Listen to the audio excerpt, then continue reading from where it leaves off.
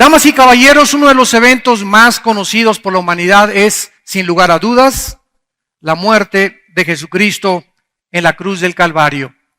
Sin embargo, muy pocas personas han comprendido el profundo significado de la muerte y la relación que tiene con nuestra vida y con nuestro destino eterno. Jesucristo, el Hijo de Dios, vivió una vida mansa, sencilla y humilde como carpintero. Y podríamos preguntarnos por qué escogió la profesión de carpintería. Bueno, porque él mismo anticipó que las herramientas con las que siempre había trabajado serían las herramientas que se convertirían en los instrumentos de su muerte. Así que desde que trabajaba con su padre José en la carpintería, él estaba trabajando con las mismas herramientas, con un martillo, con un clavo, que 30 y tantos años después le iban a poner en las manos. Nunca un hombre, damas y caballeros, ha sido capaz de sacudir las bases de las ciencias y de las instituciones como Jesucristo. Sus discursos estremecen los conceptos más profundos y fundamentales de la medicina y de la salud mental, de las instituciones, de la física, de la sociología y de la filosofía. Pero en la cruz, este hombre, Jesucristo, fue aún más sorprendente porque las reacciones que él tuvo en la cruz han sacudido los fundamentos de la psiquiatría y de la psicología. La crucifixión de Cristo es el evento más conocido, pero el menos comprendido, a pesar de ser el más importante de la historia. Estudiar, como lo vamos a hacer a continuación, los últimos momentos de este hombre en esa cruz nos van a mostrar y abrir las ventanas para que nuestra mente pueda comprender mucho mejor al más misterioso, asombroso y espectacular de todos los seres humanos. Y también a nosotros nos va a transformar como personas y como el mismo carácter que nosotros tenemos para poder desarrollarlo con fundamentos en la vida del Hijo de Dios. Cuando la gente pronuncia el nombre de Cristo, varias imágenes vienen en determinadas personas. Algunos lo ven como un niño en el pesebre, otros como un joven trabajando en la carpintería y otros confundiendo a los líderes religiosos de la ley de sus tiempos, otros como un predicador que asombró a las multitudes e hizo enojar a los líderes religiosos, y otros hombres lo contemplan simplemente como un ejemplo de moral, de ética, de justicia, y lo ponen junto a todos los hombres famosos, Mahatma Gandhi, Buda, el Dalai Lama, etcétera, etcétera, como uno más de todos los iluminados. ¿Por qué hace eso la gente? ¿Y por qué tienen el concepto tan equivocado que tienen de la persona de Cristo? Simplemente porque ignoran las Escrituras. Porque no conocen ni han comprendido la profundidad de la vida de este hombre tan misterioso. Sin embargo, existe una imagen que sobrepasa a todas estas y es la de Cristo en la cruz. Si Cristo hubiera nacido y no hubiera muerto en la cruz para pagar por nuestros pecados, hubiera sido un gran moralista, como lo fue Confucio, como lo fue Mahoma, como lo son tantos hombres religiosos. Sin embargo, el nacimiento de Cristo simplemente fue la entrada de Dios en la persona de un ser humano a la humanidad para comenzar a mostrarnos quién es Él. Ese Dios creador de los cielos y de la tierra, omnipotente, que hizo los planetas y las estrellas, los árboles, los animales, los insectos y todo lo que existe. Es increíble que ese Dios haya venido a visitarnos hace 2000 años en la persona de su Hijo Jesucristo. Pero a pesar de todas estas cosas terribles que Él experimentó en la cruz, no fueron los sufrimientos físicos los que le causaron el mayor dolor, porque este es el centro de nuestra conferencia. Lo que sucedió en el Monte Calvario, lo que sucedió en esa cruz fue infinitamente más profundo que su dolor físico, porque su más profunda agonía de Cristo no fue la física, ni el dolor de los clavos, ni las espinas en su cabeza, sino de carácter espiritual. La ira de su Padre, la ira de Dios cayó en la cruz sobre de él y él experimentó por primera vez en la eternidad la más amarga soledad de haber sido abandonado por su Padre. Fue en esa cruz donde Cristo sufrió el castigo que tú merecías y el castigo que yo merecía, donde experimentó el ridículo, la burla, la humillación más grande de toda su vida santa. Fue allí donde exclamó: Dios mío, ¿por qué me has abandonado? Notemos que en el momento que él grita estas palabras o las exclama, no le llama a su Padre Padre, le llama Dios. Dios mío, ¿por qué me has abandonado? Pero en el momento de expirar y en el momento de morir, le dice: Padre, en tus manos encomiendo mi espíritu. Cuando él grita, Dios mío, ¿por qué me has abandonado?, estaba hablándole al Dios como juez. En ese momento él estaba siendo juzgado por ti y por mí.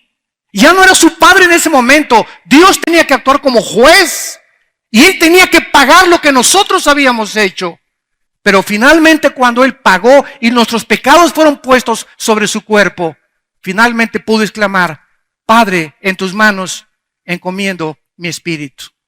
Vayamos pues a continuación a ver las diferentes perspectivas y modos de pensar de los diferentes grupos que estuvieron ahí en el pie de la cruz y de los que actualmente todavía no han comprendido el significado profundo de la muerte de Cristo. Ahí lo tienen miles de familias cristianas en un crucifijo. Otros lo tienen colgado en el crucifijo. Claro que puedes tener una cruz en tu casa, no hay ningún problema, pero quítale a Cristo porque la cruz está vacía. Si Cristo no hubiera resucitado, no hubiéramos podido nosotros en esta mañana tener la paz de saber que al morir nuestros pecados han sido perdonados, no por nada que hayamos hecho, sino simplemente por la gracia de Dios.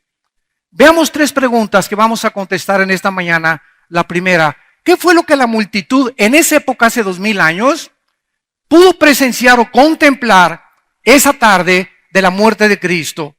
Número 2, ¿qué es lo que los cristianos debemos comprender ya y entender acerca de la profundidad de la muerte de Cristo y del grande precio que se pagó por nuestros pecados?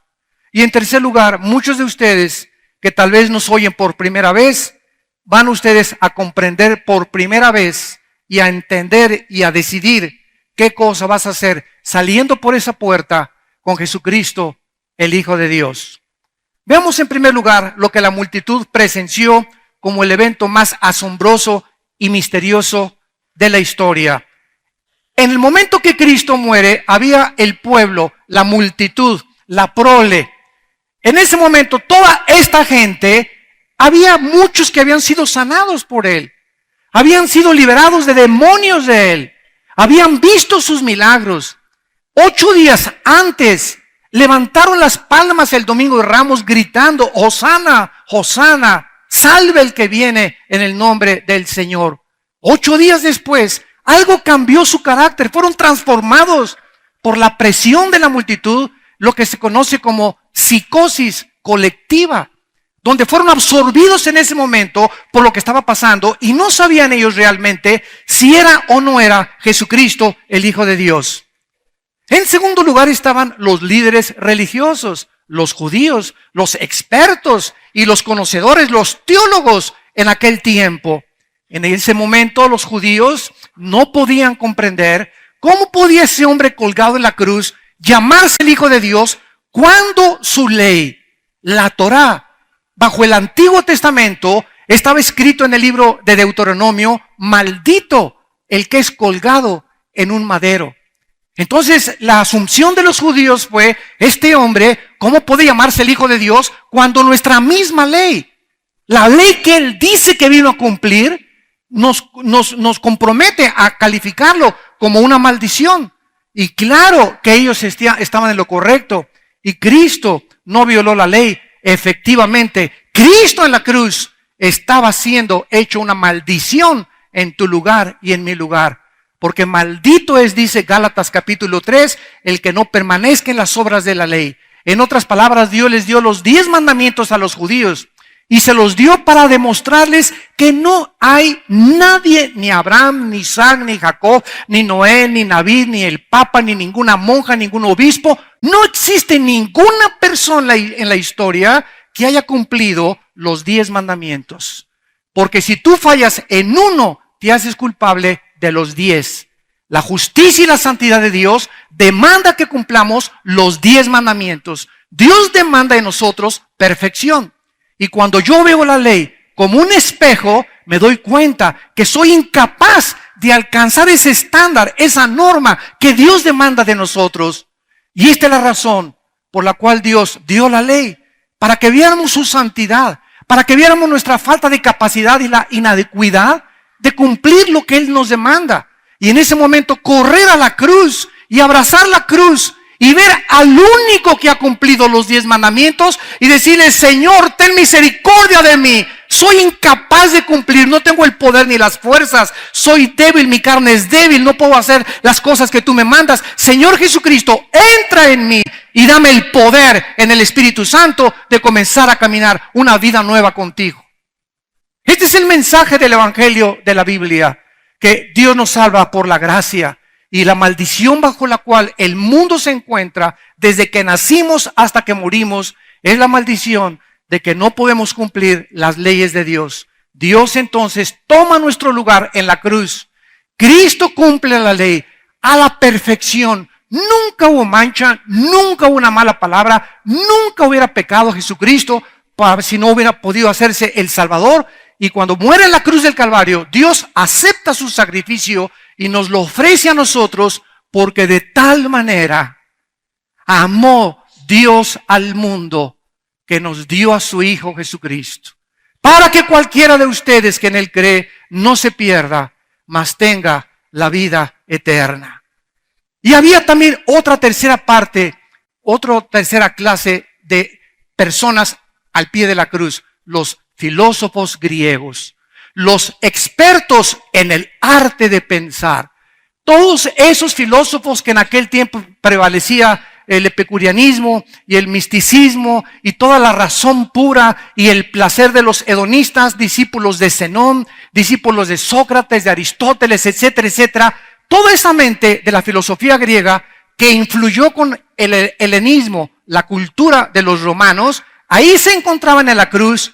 Y de acuerdo a estos pensadores, a estos filósofos, a estos intelectuales del siglo XXI que se juntan afuera en las mesitas de la zona rosa a discutir intelectualidades, afuera en los cafés del Campos Elíseos de París, y los intelectuales de Inglaterra y en Italia, todos ellos tratando de poder entender en su mente limitada qué es lo que pasa en la cruz sin poder captarlo. La Biblia nos muestra que los griegos lo rechazaron por eso también. ¿Cómo puede un hombre decir que es Dios y que su Padre es Dios y Dios permitir que hagan pedazos en la cruz a su Hijo? Esto chocaba con el razonamiento y con las conclusiones de los griegos. Pero más tarde, en la primera carta a los Corintios, el apóstol Pablo escribe y explica la razón por la cual confundió Dios la sabiduría, el entendimiento y el razonamiento de los seres humanos con la cruz de Cristo.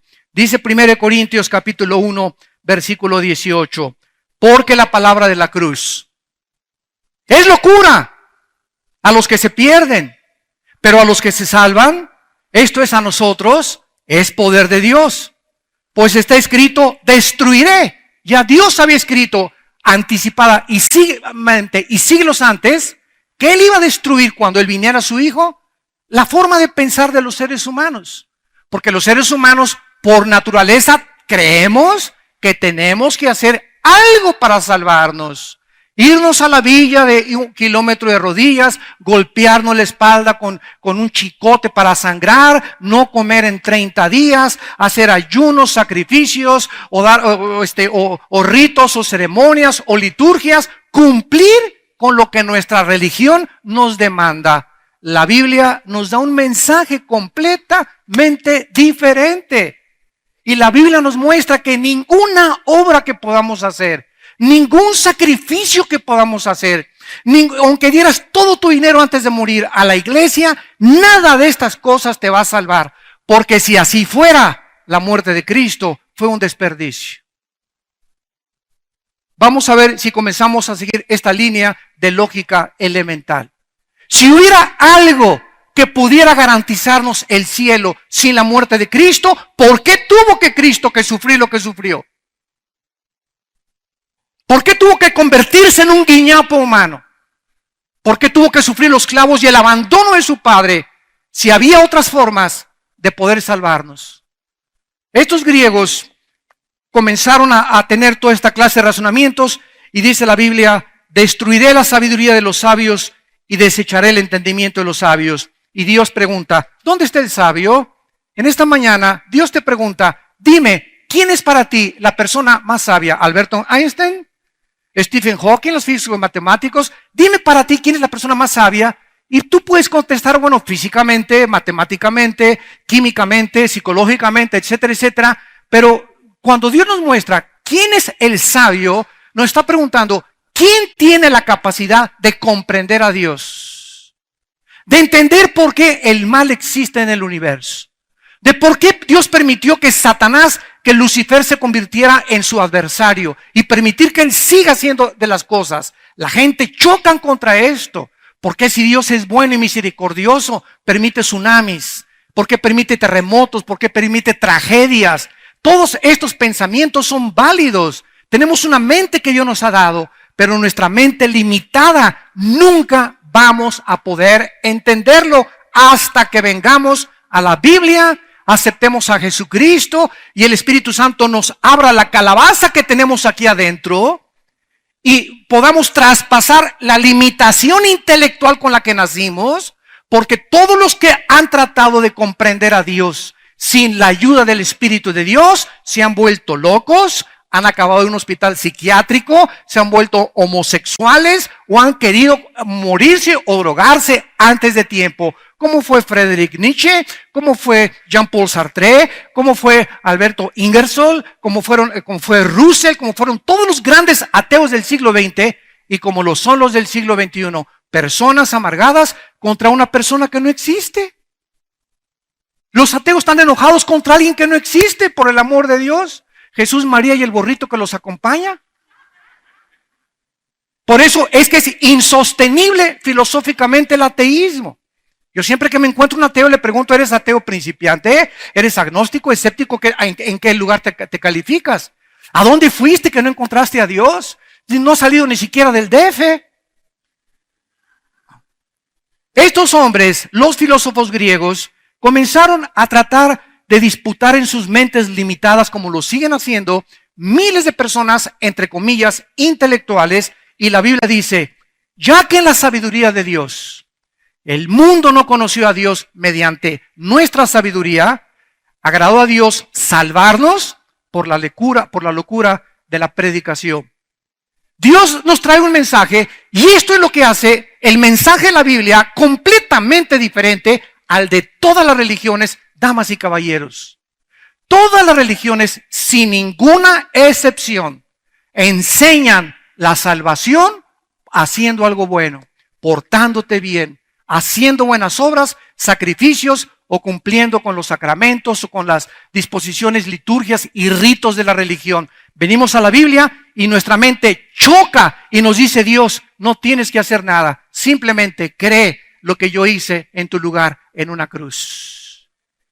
Tan fácil, a propósito lo hizo Dios para enloquecer nuestra sabiduría.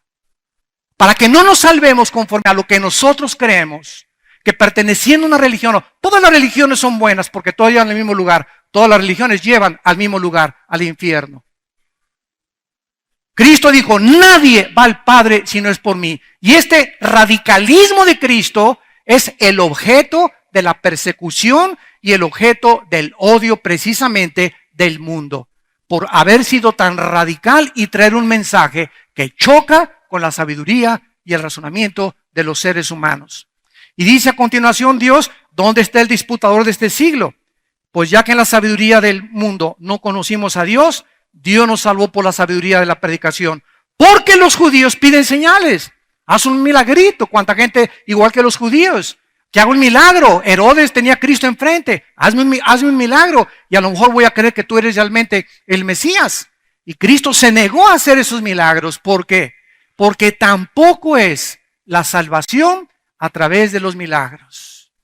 Mucha gente dice, pues si yo veo ahorita a un paralítico pararse, es una obra sobrenatural y voy a creer en Dios. Mira, si tú ves a una obra como esta sobrenatural, inclusive a un muerto resucitar, hay que se pare en el velorio y que te pele los ojotes así, ¿verdad? Y que te abrace, aún estas circunstancias, lo único que van a hacer va a ser afectar tus emociones. ¿Te vas a sorprender? ¿Se paró? Dime, ¿cuántos días te va a durar esas emociones y esos sentimientos de sorpresa que te causó un milagro? 3, 4, 5 días. Pero ese milagro no cambia tu forma, la raíz y el corazón que tenemos dentro de nosotros. Dentro de nosotros dice la Biblia que hay maldad. Y es la raíz a la que Cristo vino a atacar, no las hojas de los árboles. Unos son borrachos y pues ya alcohólicos anónimos ya no son borrachos, pero sí son rateros. Otros son marihuanos anónimos, ya no fuman marihuana, pero siguen con odio y con amargura contra sus familiares. Y así quitamos las ramas de los árboles nada más, pero Cristo vino a tratar con la raíz que es precisamente el pecado. Dice la Biblia, porque los judíos piden señales y los griegos buscan sabiduría, pero nosotros predicamos a Cristo crucificado, para los judíos ciertamente tropezadero y para los gentiles o griegos locura, mas para los llamados judíos como griegos, Cristo poder de Dios y sabiduría de Dios. La Biblia dice que para aquellos que andan buscando milagros, que para aquellos que andan buscando sabiduría, la van a encontrar en la persona del crucificado. La más grande sabiduría de Dios se manifestó en esa cruz, como lo vamos a ver a continuación. Y en Cristo se encuentra, dice Colosenses capítulo 2, todos los secretos de la sabiduría y del conocimiento. ¿Quieres milagro? El milagro más grande es que aquel que traspasó las ventanas del mundo físico y nos permitió asomarnos al mundo espiritual cuando dijo, yo soy la resurrección y la vida y he vencido la muerte. ¿Qué otra persona ha hecho y ha dicho lo que él dijo? Nadie jamás se ha atrevido a decir esto. En 1991 el Dalai Lama le dijo al Papa Juan Pablo II que él era Dios. Yo le mandé un correo a la embajada de China, no sé si se lo mandaron, pero le pregunté, díganos cuándo va usted a morir para que creamos que usted es el Mesías. Cristo dijo, a los 3 días voy a resucitar y me van a matar exactamente el 14 de Nisan para que se cumpla el capítulo 12 del libro del Éxodo, porque estaba establecido la hora, el tiempo exacto, el mes y el año en que Cristo tenía que morir, de acuerdo al determinado propósito y anticipado conocimiento de su Padre. Es el único hombre que ha anunciado, voy a resucitar a los 3 días, y a los 3 días transformó el mundo romano, transformó a sus 12 hombres cobardes en guerreros que con el mensaje de su resurrección se aventaron al Coliseo romano para que las bestias los despedazaran, los convirtieran en antorchas humanas. ¿Y todo por qué? Porque vieron que Jesucristo había vencido la muerte. ¡Gloria a su nombre! Alabado sea el nombre de Jesús.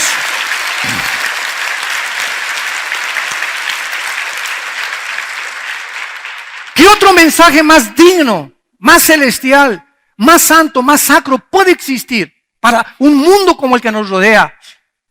Un mensaje donde sabemos que estamos solamente como peregrinos en este mundo, que todo esto se va a acabar ya.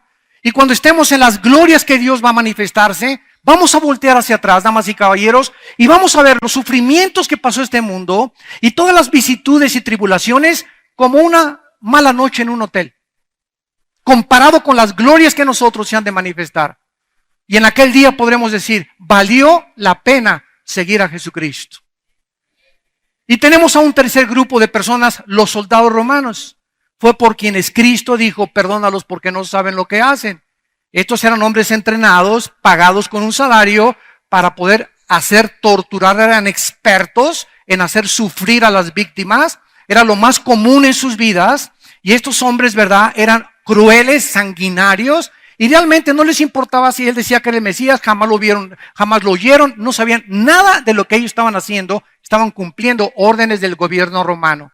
Sin embargo, el jefe de ellos, el centurión, cuando se oscureció a las 12 del día, porque crucificaron a Cristo a las 9 de la mañana, de las 9 de la mañana a las 3 de la tarde, duró la muerte de Cristo en la cruz. 6 horas.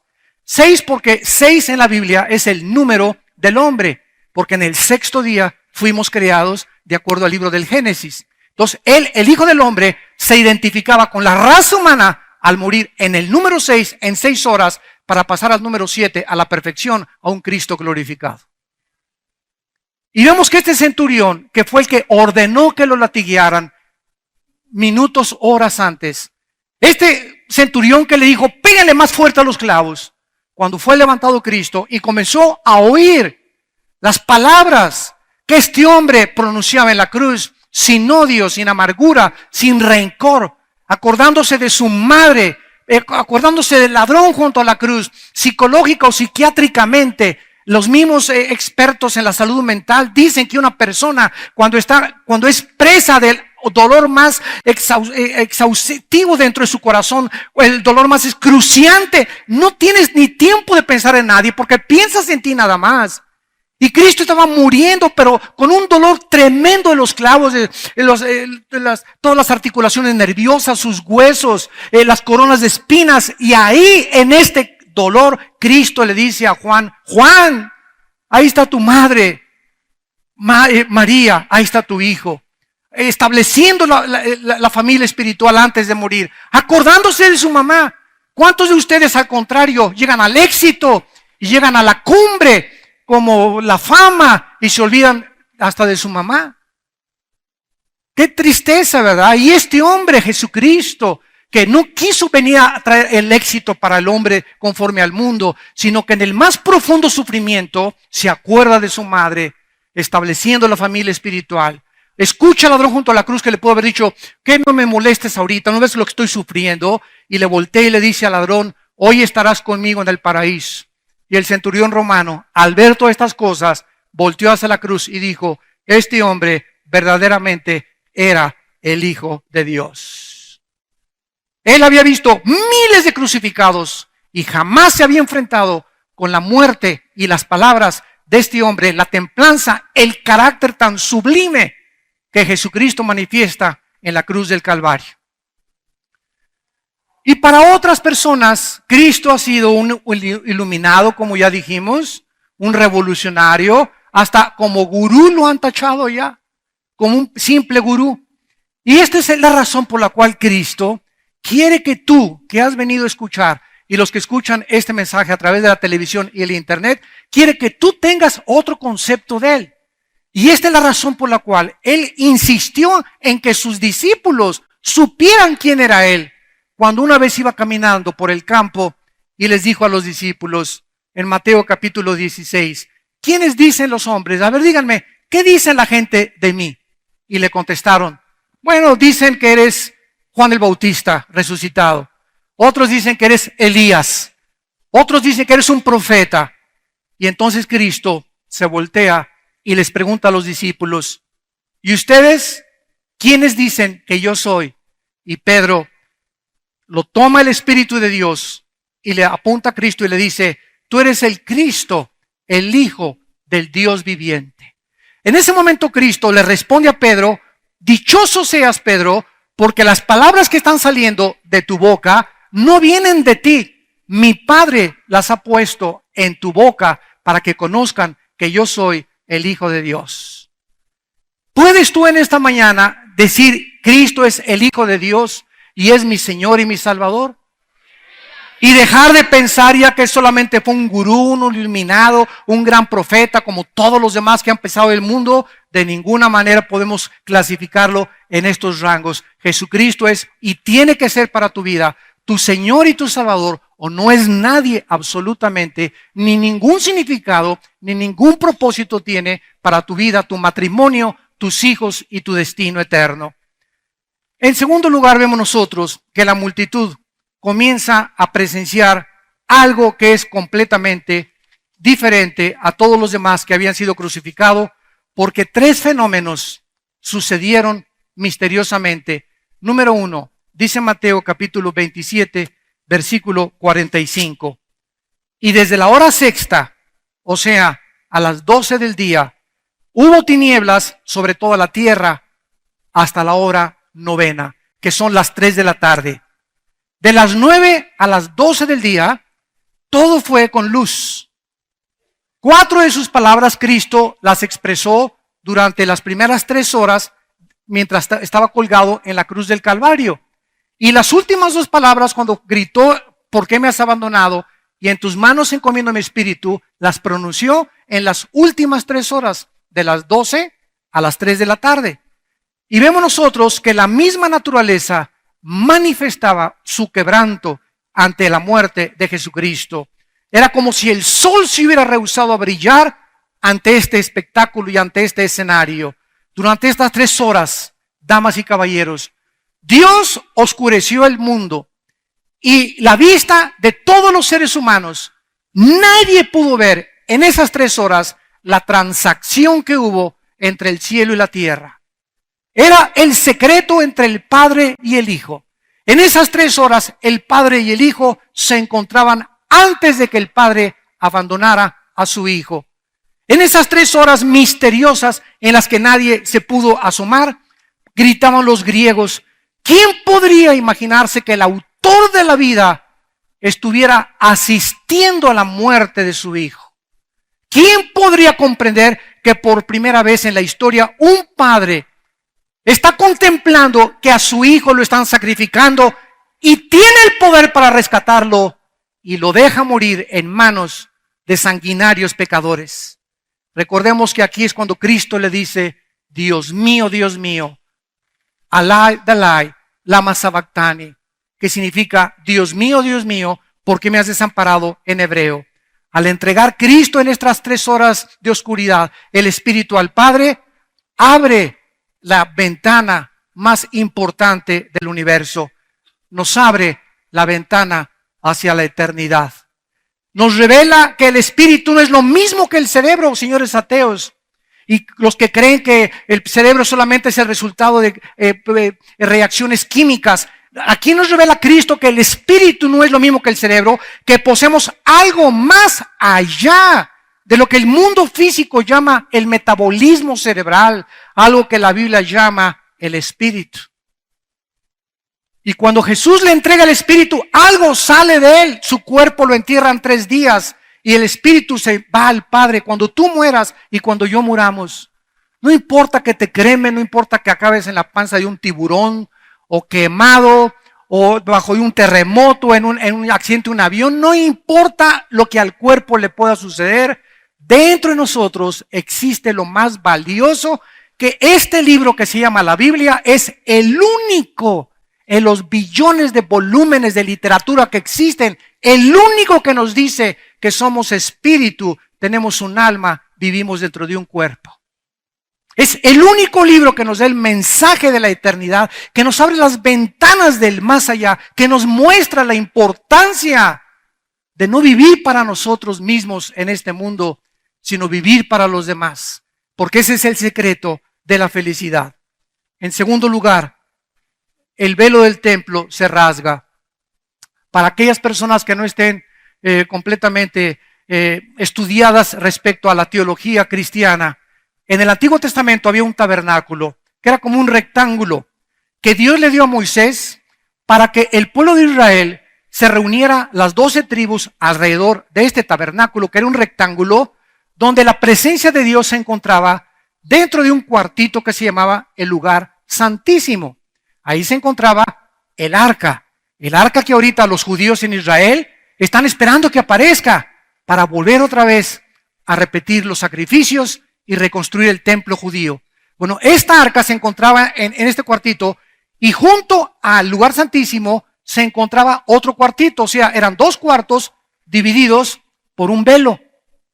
El otro cuarto se llamaba el lugar santo y el otro lugar santísimo. Un velo dividía el lugar santo del lugar santísimo y entonces afuera estaba el atrio o el patio. donde la gente llegaba con sus becerros, con sus chivos. Los pobres, como la Virgen María y José, que eran muy pobres, ofrecieron palomas, ofrecieron aves. Los más pobres ofrecían aves en sacrificio por sus pecados. Entonces, en el lugar santo entraban los sacerdotes, pero en el lugar santísimo, escuchen, en el lugar donde atravesaba el velo, solo el sumo sacerdote entraba una vez al año, en el día de Yom Kippur, que en hebreo significa el día de la expiación, que cae en el mes de septiembre. Y en este día el sumo sacerdote entraba con la sangre, la vertía sobre el propiciatorio, que era un cajoncito así, con un filito así para que no se cayera la sangre. Y abajo del arca estaban los 10 mandamientos, la vara de Aarón y el maná que Dios mandó para alimentar a su pueblo. Estas 3 cosas se encontraban, de acuerdo a Hebreos 9, debajo del arca. Y entonces el velo impedía que los sacerdotes entraran al lugar santísimo. Nadie más que el sumo sacerdote. Cuando Cristo muere en la cruz del Calvario y el velo se rompe de arriba hacia abajo, normalmente se rompen los velos de abajo hacia arriba, pero cuando se rompe de arriba hacia abajo, implicaba que Dios estaba rompiendo el velo del templo. ¿Cuál era el mensaje que Dios mandaba? Que ahora, después de muerto Cristo, no necesitábamos más mediadores. Ya no teníamos que ir con ningún hombre para que le confesáramos nuestros pecados. No teníamos que hacer ninguna penitencia para que Dios nos perdone. Se abría el velo, se abría la entrada, tenemos acceso directo al trono de Dios. Hoy puedes hincarte en el camión, en el bus, en donde tú estés, debajo de un árbol en Chapultepec, en tu casa, junto a tu cama, y cuando te hincas y oras, se abren las puertas de los cielos y los 3 cielos, y Dios te está escuchando. El trono de la misericordia y de la gracia de Dios se abre a los pecadores de Cristo a nuestros días. Él es el único, dice 1 Timoteo capítulo 2, el único mediador entre Dios y los hombres. Porque en ningún otro hay salvación, porque no hay otro nombre que Dios nos haya dado para ser salvos más que en el nombre de Jesucristo. Y dice el libro de Hebreos: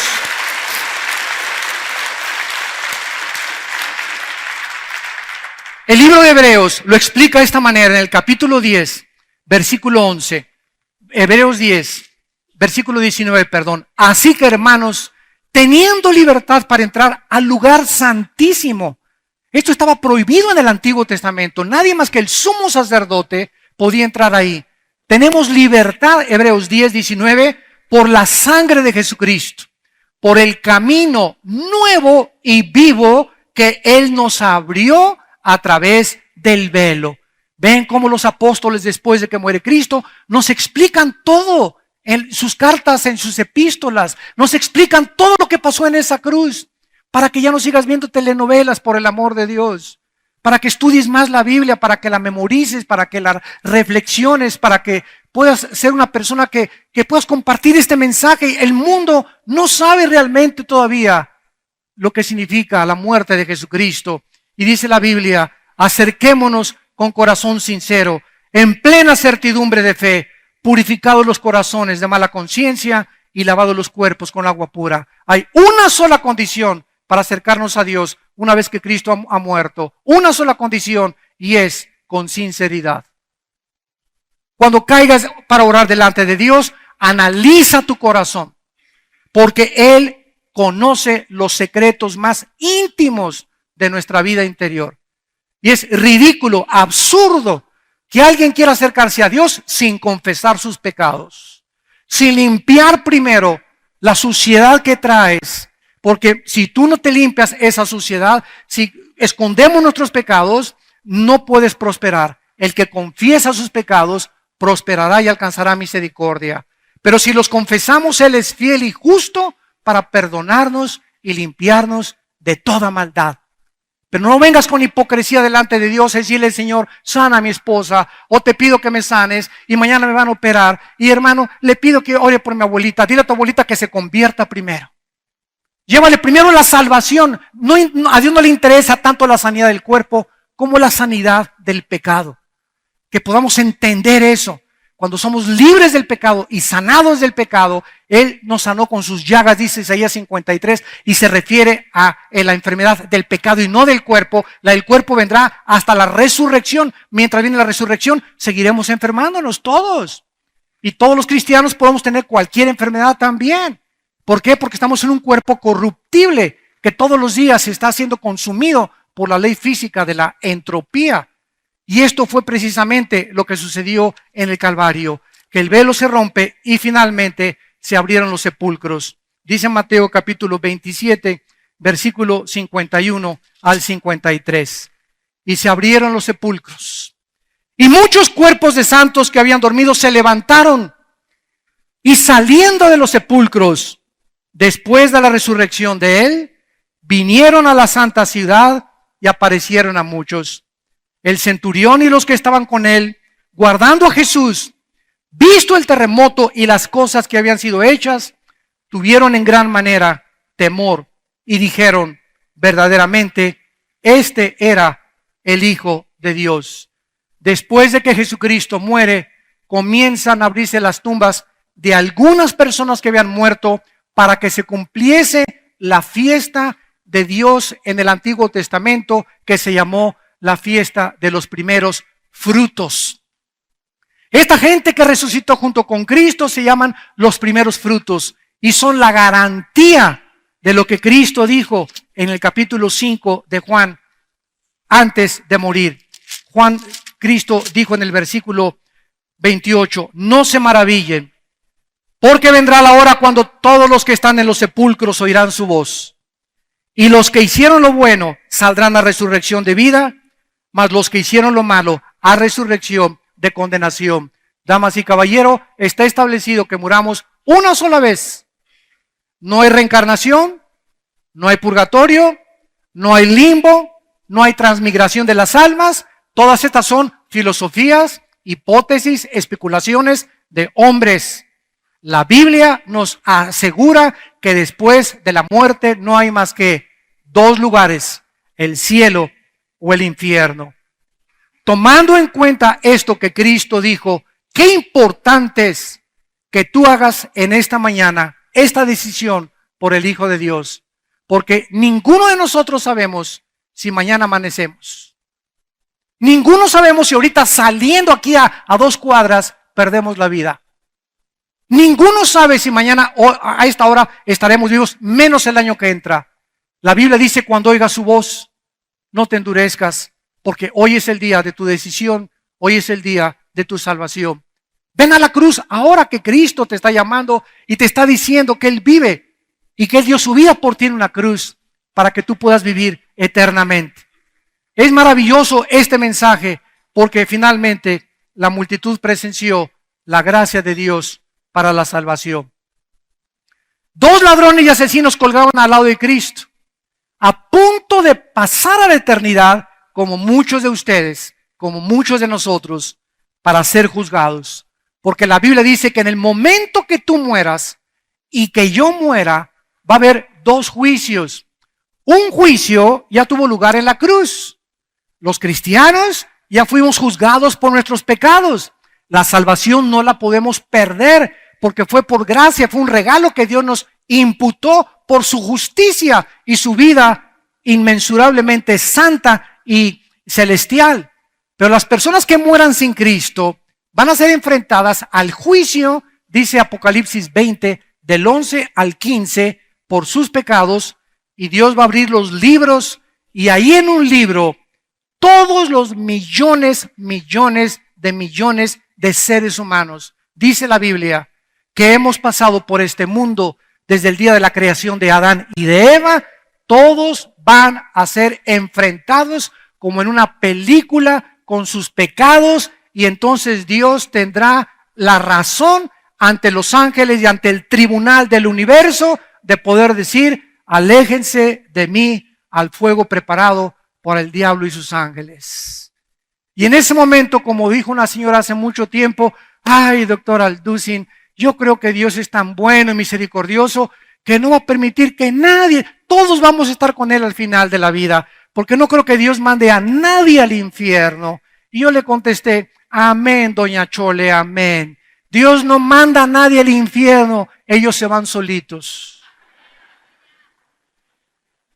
Porque de tal manera amó Dios al mundo que dio a su Hijo. Dios ha hecho lo posible, Él mismo, Él pagar por nuestros pecados, para que tú no tengas la perdición eterna de tu alma y de tu espíritu. Este es el maravilloso mensaje del Evangelio de la gracia de Dios a los pecadores. Que si tus pecados en esta mañana fueran negros como el carbón, como hace algún tiempo en los 80s cuando fuimos a la penitenciaría de Santa Marta, Catitla, por el general Durazo, en aquel tiempo jefe de la policía, en un helicóptero nos aterrizó, a mi hijo Alan y a otros hijos, otros hermanos. Ahí estábamos en el patio de la cárcel con 1,650 presos. Y recuerdo que un preso se acercó a mí y me dijo, señor Alducin, yo he matado a 28 personas, un muchacho de 30 años de edad, 28 personas. ¿Usted cree, me dijo, usted cree que yo a los 14 años era gatillero y era guardaespaldas de un político en Veracruz, donde la vida no vale nada, me dijo? Y cuando regresé a México vine para ajusticiar y echarme a otro, matar a otro. Y me agarró en el periférico la policía y por ese asesinato estoy aquí en la cárcel. Pero yo debo 27 asesinatos antes. Estoy purgando uno solo, pero he matado a 27 personas antes, desde los 13 años. Y le contesté, si tus pecados fueren como el carbón. Fíjate el mensaje que les voy a dar. Les dije esa mañana en la penitenciaría, si sus pecados fueren como el perdón. La gente religiosa no, las prostitutas, ¿cómo se pueden salvar? Los marihuanos, ¿cómo se pueden salvar? Los homosexuales, ¿cómo se pueden salvar? Ni el homosexualismo, ni el divorcio, ni el asesinato, ni el robo es el pecado imperdonable. El pecado imperdonable es rechazar la gracia de Dios. Ese es el pecado imperdonable. No importa lo que seas. No importa el pecado que hayas cometido, no importa que me digas he abortado a 10 niños, no importa lo que has hecho, en la sangre de Cristo hay perdón de pecados. Este es el mensaje que tenemos nosotros que predicarle a un mundo necesitado, lleno de estrés, lleno de ansiedad, deprimido, como el país de España, que es el país donde en Europa donde más depresión existe, donde más recetas y pastillas antidepresivas se recetan. ¿Por qué? Por la condición del ateísmo, de que solamente es una religión, ya nadie quiere absolutamente ocuparse de Dios. Por eso vemos como el mundo se hunde y hunde y hunde en filosofías políticas, en filosofías humanistas, pluralistas, en hedonismo, en pluralismos, porque no quieren el mensaje que es locura para ellos, hincarse y decirle, Cristo, te necesito en mi vida. Tú quisieras en esta mañana venir a la cruz. Yo no te invito a que vengas a ninguna religión. Te invito a que vengas a una cruz, donde un hombre llamado Jesucristo abrió sus brazos para dar su vida por ti, porque Él te dice en esta mañana, te amo. Te amo. No hay mayor amor que el que da su vida por sus amigos. Di mi vida por ti, para que ya no vivas como vives. Vengo a librarte del temor. Vengo a darte una paz que sobrepasa tu entendimiento, una paz que no has conocido y que no conocerás hasta que no vengas a mí. Una paz que solamente puede provenir de mí y después de mi resurrección prometerte que reinarás juntamente conmigo por toda la eternidad. Este es el mensaje glorioso que el mundo necesita y que necesitamos proclamar a los cuatro vientos.